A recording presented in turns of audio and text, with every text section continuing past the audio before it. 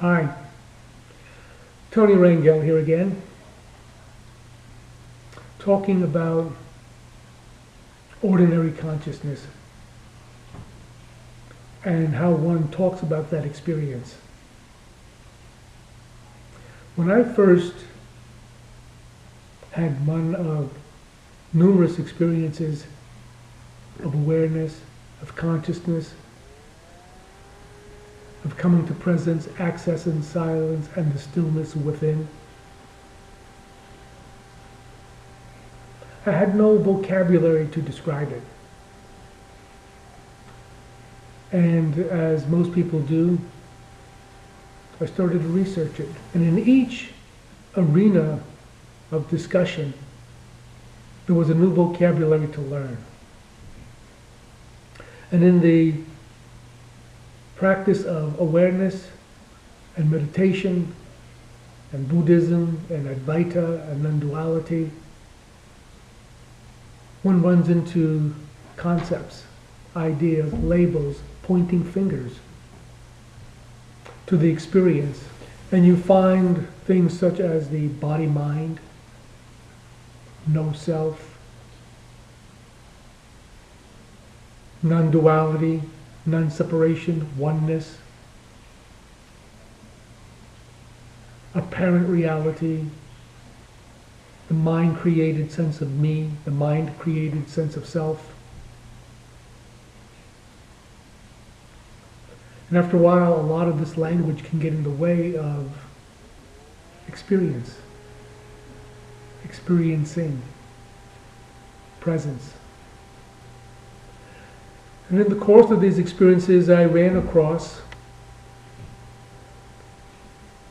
something that I found was somewhat deceptive. And sometimes it was intentional deception, and sometimes it was unintended self-deception when using language. A lot of commentators and teachers talk about this is what consciousness is like. When one is in a state of consciousness, one feels this or that. And they hide behind the language, specifically the pronouns you, we, they, it.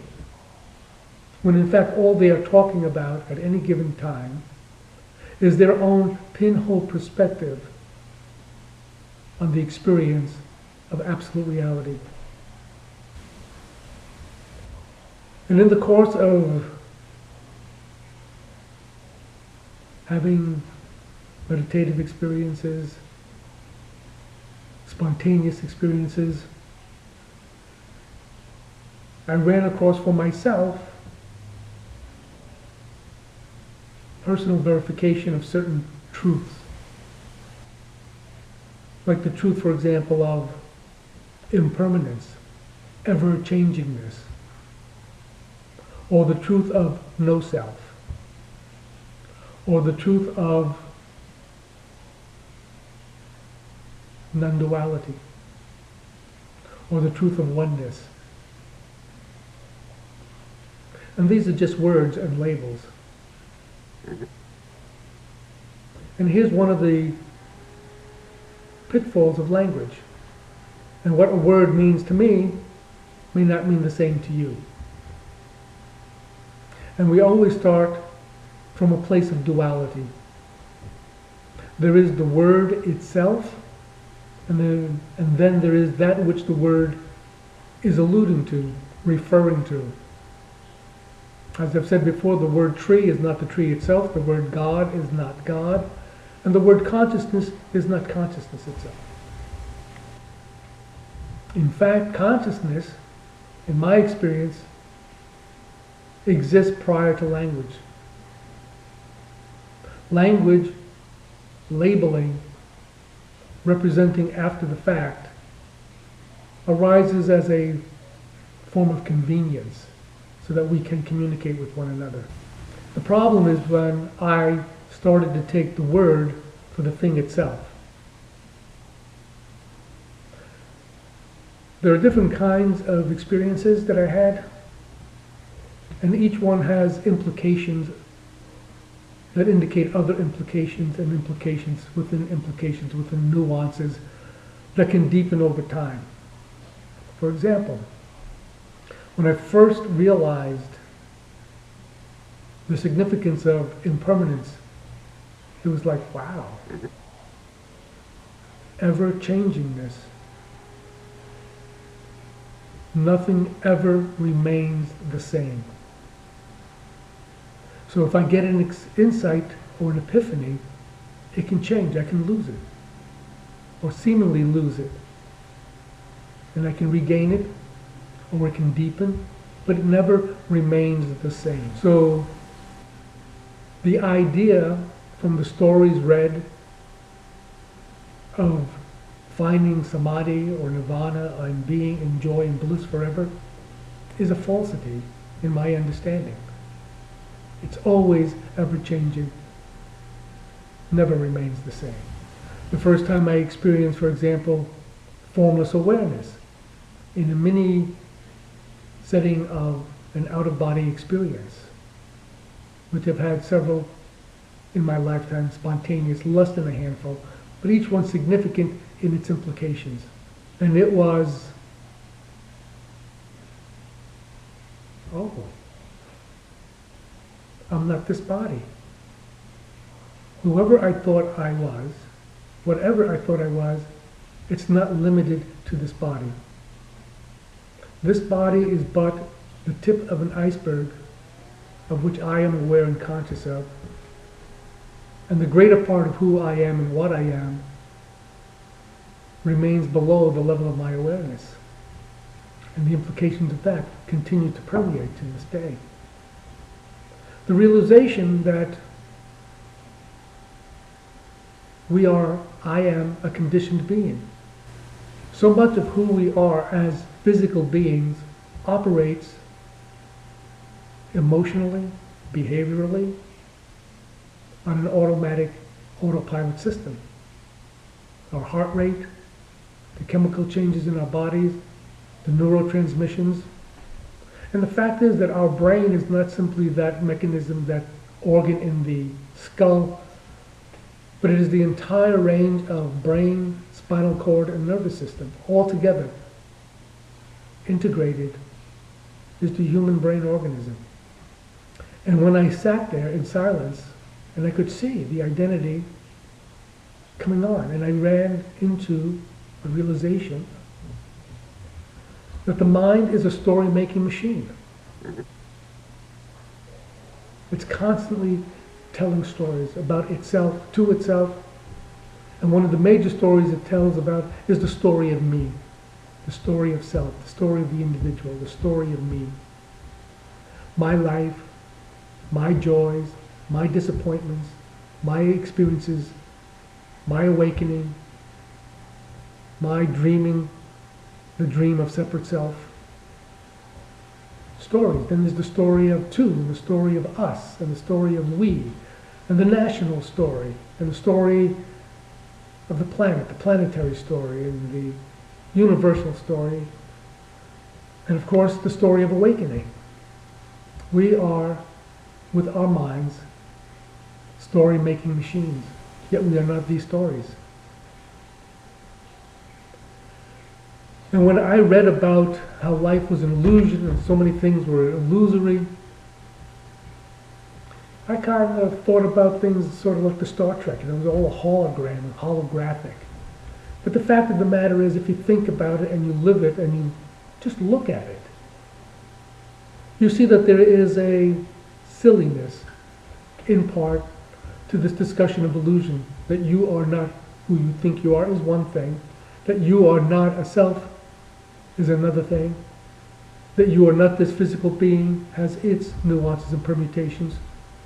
But we are not holograms. And if I take my illusory self, for example, and walk into the middle of an intersection, and a so-called illusory car is coming through that intersection and hits me, I'm pretty darn certain that that illusory car is not going to go right through this illusory me. I'm pretty sure I'm going to end up in the hospital, if not dead. And so I started to think about illusions more in a sense like a movie set, where you have props, and you have structures, and you live in houses, and we wear certain clothes to identify our roles and functions and lives and relationships to one another. And we are sons and daughters and husbands and fathers and friends and employees, but they're just labels. They're not who we are. There's apparently this deep rooted in the DNA of these physical organisms that we are, to look for meaning. What does this mean? What does that mean? And we come up with explanations. But explanations do not equate with understanding. That was my take on it. Just because I could say that my body is made up of a certain cellular structure, or that from a quantum perspective, in the very, very small, the subatomic, that we're made up of electrons and neutrons and protons and atomic structures, and that if you look at that very fundamental construct, you see really that it's a lot of emptiness in space. So we are at our core emptiness. What does that mean? And just because I say it doesn't mean I understand it. It doesn't mean anything. It's meaningless. That reality, absolute reality, of which the only aspect I can know about it is my pinpoint, my pinhole perspective of it, doesn't require my understanding for it to be. So meaning and purpose, whether something is meaningful or meaningless, is a construct. It's not real in the sense of absolute reality. And then I ran into the experience of consciousness and the contents of consciousness. And for the longest time, during my meditation practice, I would watch thoughts arise, present, and fall away. Another sensation would arise, present, and fall away. A feeling would arise, present, and fall away. An emotion would arise, present, and fall away. And after a period of time, years actually, some part of me got curious and said, who's watching? What is this watching? What is this witnessing?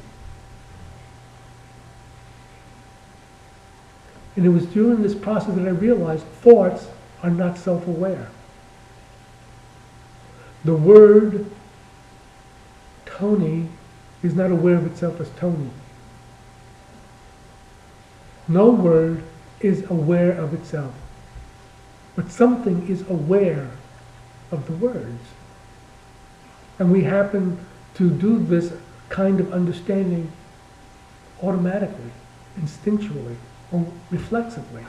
So the contents of consciousness and consciousness itself are not the same, but they are related. So my body is a content in my consciousness, as your body is a content in your consciousness, and your body is a content in my consciousness. And my body, as you look at it, is a content in your consciousness. So I am a content in consciousness, as you are a content in consciousness. And what we are is that consciousness. And I was very much seduced by the story of me. I identified not with consciousness itself, which is formless, which is emptiness, which is suchness, but all I could be aware of were the things within consciousness. My body to begin with, my thoughts, my emotions, my clothing, the house, the rooms, the car. Wherever I looked, I did not see consciousness, I saw objects. Nearby objects, faraway objects. And I never realized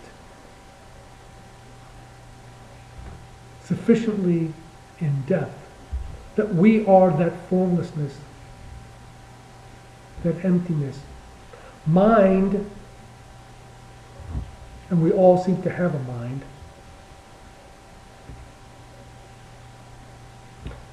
works with conceptual understanding, intellectual understanding.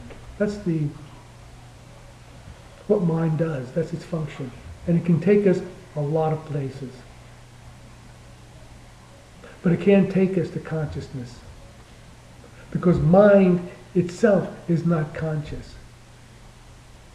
It is also a content in consciousness. What is conscious is aware of mind, sees mind, hears mind. And hearing is a very interesting word, isn't it? Because what we are hearing is silence. The words and ideas that stream through our head, that commentary is not out loud, is it? And yet we can hear these voices in our heads. Us talking to ourselves, us arguing with our boss, our cajoling a child, without speaking, without moving our mouth. There is this very deep listening that hears thoughts that are not speaking, voiceless thoughts. When I first ran into this idea of oneness, I was very disappointed when I couldn't feel oneness. I couldn't hear what was in your head. You couldn't tell what was in my head, what I was feeling. But in the accessing of stillness, in the accessing of presence, I experienced that oneness is not something you can think your way to. You cannot simply say the words oneness and then experience oneness. I couldn't. What I found was that in the presence of a quiet mind, a still mind, when that inner commentary ceased, there was no basis for creating and maintaining a boundary of separation. There was no emphasis on me and you, this and that. And so that sense of oneness was not a sense of oneness, but a sense of non-separation. I was not different from. Everything simply was, and here, in this moment. And that was another implication within implication. That there is only the here and now. Formless here and now. And all there is this. And I would look around and I'd say, depending on my immediate surroundings, oh, well, I hope this isn't all there is. This is pretty crappy. Or, hey, I like it. I hope I can maintain it. And I got confused because I was looking only at the surroundings, the physical surroundings. What I didn't see, and which is always present, was the emptiness, the apparent emptiness. My mind could not get traction in emptiness, could not get traction in stillness. It boggled. My mind was boggled by some of these ideas that these words and labels were pointing to. But this is always how it is. This is always here. This stillness and emptiness, not the particular surrounding, is what always is. And that led to further implications and realizations of the ephemeralness of reality, which conjoins with impermanence and ever-changingness. My efforts to capture time and events so that it would always be forever, and creating gated communities in my mind and physically doesn't work. Life is as it is, where it is, how it is, when it is, whenever it wants. I thought that's how we are. I saw that I am an individual being, as well as a spiritual being, as well as a cosmic being, and that my ordinary consciousness, your ordinary consciousness, is the same consciousness that is the cosmic consciousness.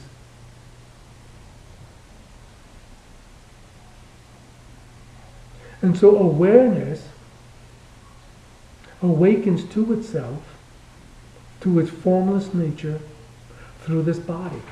You